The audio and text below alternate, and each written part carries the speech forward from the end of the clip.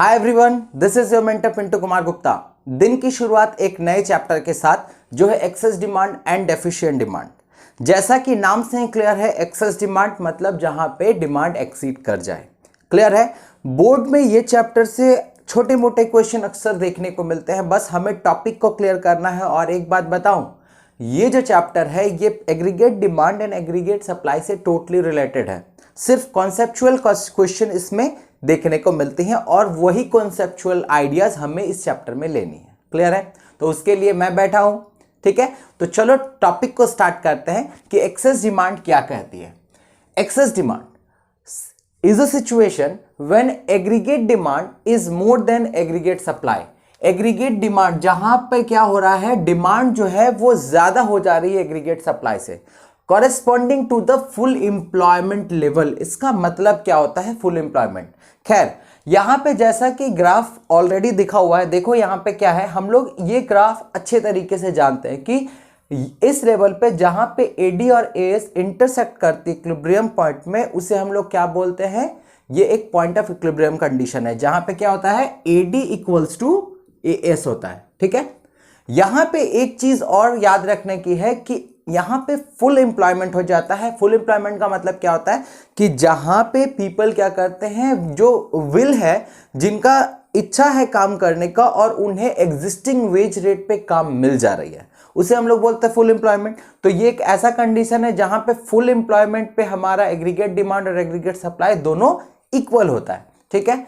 अब क्या होना है, यहां पे बोला गया है कि जब एक ऐसा सिचुएशन जहां पे एग्रीगेट डिमांड का लाइन ये था, ये एग्रीगेट डिमांड एक्सीड कर जाती है एग्रीगेट सप्लाई से, तो इसे ही हम लोग क्या बोलते हैं, हम लोग बोलते हैं एक्सेस डिमांड। क्लियर है।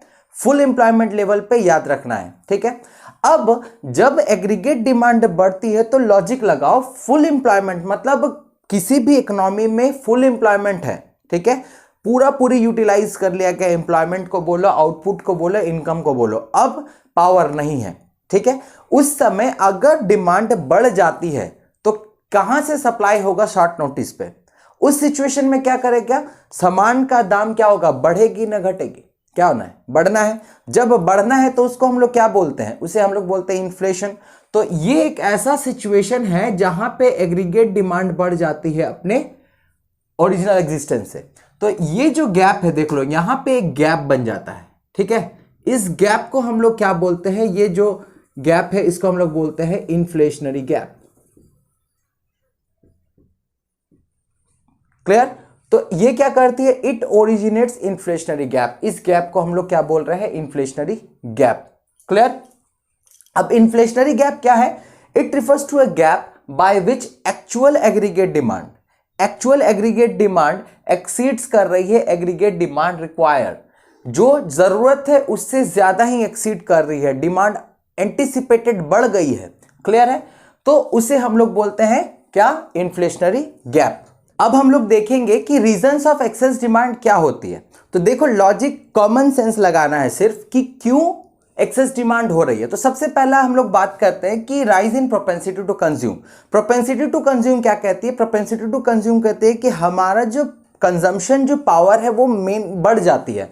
हम लोग ध्यान देते हैं कंजम्पशन करने पे, हम लोग सेव करने पर ध्यान नहीं देते। तो इस समय क्या होता है, इस समय हमारा डिमांड बढ़ जाता है, हम लोग मार्केट में एक नया डिमांड करते हैं। फॉर एग्जाम्पल, हमारे पास अगर एक गाड़ी है, कोई भी एक एसयूवी है, हम लोग चाहेंगे कि भाई और अच्छा गाड़ी खरीदे, तो क्या हुआ, नया मार्केट में डिमांड आ गया। तो इसे ही तो हम लोग बोलते हैं propensity to consume.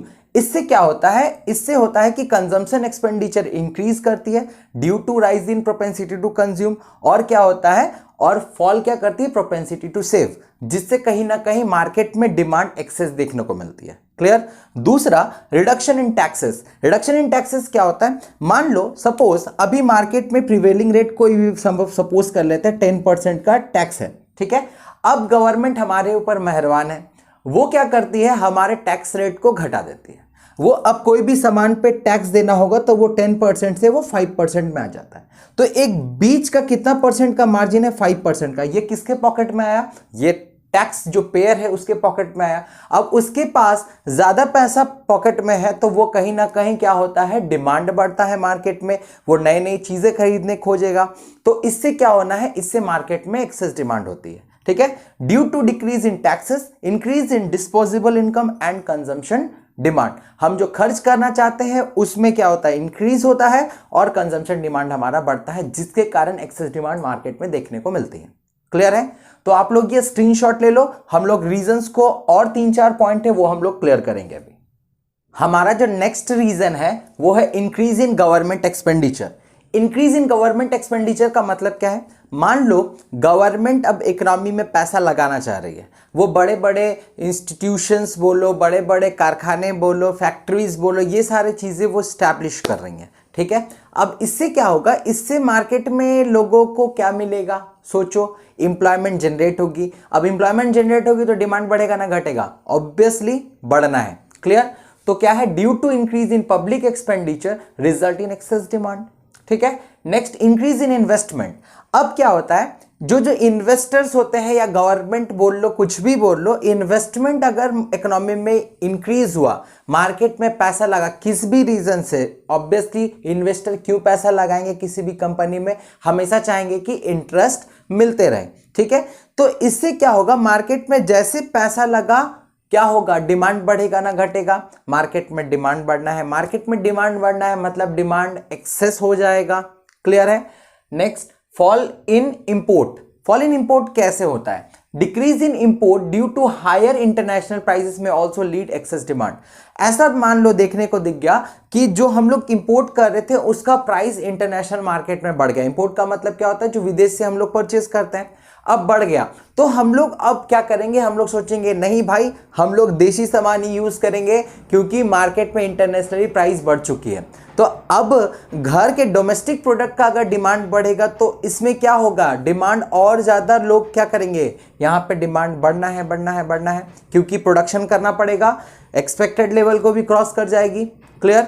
Next, rise in export. Export अब कैसे बढ़ना है, देखो ठीक इसी को सोचना, मार्केट में डोमेस्टिकली प्राइस क्या, इंटरनेशनली प्राइस बढ़ चुका है, तो हम लोग क्या करेंगे, हम लोग डोमेस्टिक गुड्स का प्राइस तो कम रहेगा। अब हमारे डोमेस्टिक गुड्स का प्राइस अगर कम रहा तो मार्केट वाले सोचेंगे इंटरनेशनल, अरे इंडिया का जो है वो प्राइस, डोमेस्टिक प्राइस कम है, अब हम लोग पूरा डिमांड करते हैं, तो हम लोगों का क्या होगा, वहां पे हम लोग एक्सपोर्ट करना स्टार्ट करेंगे। अब एक्सपोर्ट करने के लिए कहां से, प्रोडक्शन। प्रोडक्शन मतलब क्या बोले कि मार्केट में जितना जरूरत है उससे ज्यादा का डिमांड हो जाएगा कि अब हमें एक्सपोर्ट भी करना है। ठीक है, next, rise in export. Clear? अब देखेंगे कि जो इंपैक्ट है, ये जो एक्सेस डिमांड हुआ, रीजन हम लोगों ने देखा, अब हम लोग देखेंगे कि ये जो इंपैक्ट है, ये एक्सेस डिमांड क्या क्या चीज को इंपैक्ट करती है। ठीक है, तो ये मेनली 3 चीजों को इंपैक्ट करती है। क्या क्या चीज, अगर बात कर ले कि आउटपुट में, तो आउटपुट यहां पे देखो, आउटपुट हमारा ये जो मेन कंडीशन था, यहां पे हमारा फुल एम्प्लॉयमेंट था। फुल एम्प्लॉयमेंट मतलब हम लोगों ने अपना पूरा कसर निकाल लिया है, आउटपुट भी हमारा एकदम रिचेस्ट लेवल पे है, उसके बाद आउटपुट सब कुछ, इनकम, आउटपुट, एम्प्लॉयमेंट सब कुछ एकदम टॉप लेवल पे है। अब हमारा कैपेसिटी और नहीं है, तो आउटपुट क्या बढ़ेंगी, अगर एक्सेस डिमांड होता है तो नहीं होगा। देखो, excess demand does not effect the level of output, क्योंकि ऑलरेडी हम लोगों ने फुल लेवल अटेन कर लिया है। ठीक है, next, effect on employment. Employment यहां पे क्या लिखा गया, फुल एम्प्लॉयमेंट। फुल एम्प्लॉयमेंट मतलब मार्केट में प्रिवेलिंग रेट में जो जो लोग काम करना चाह रहे हैं उनको काम मिल चुका है, अब कोई भी स्कोप नहीं है नया एम्प्लॉयमेंट का, तो यहां पे एम्प्लॉयमेंट में भी कोई असर नहीं होना है क्योंकि हम लोगों ने ऑलरेडी अटेन कर लिया है फुल एम्प्लॉयमेंट। क्लियर?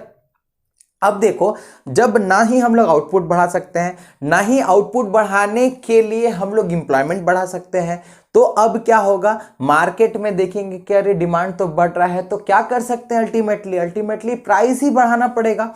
तो जो तीसरा इफेक्ट है वो जनरल प्राइस लेवल पे पड़ता है। Excess demand leads to rise in the general price level, मतलब इन्फ्लेशन के सिचुएशन, इन्फ्लेशनरी गैप, उस समय क्या होता है, एक इन्फ्लेशनरी प्रेशर हमारी इकोनॉमी को देखने को मिलती है।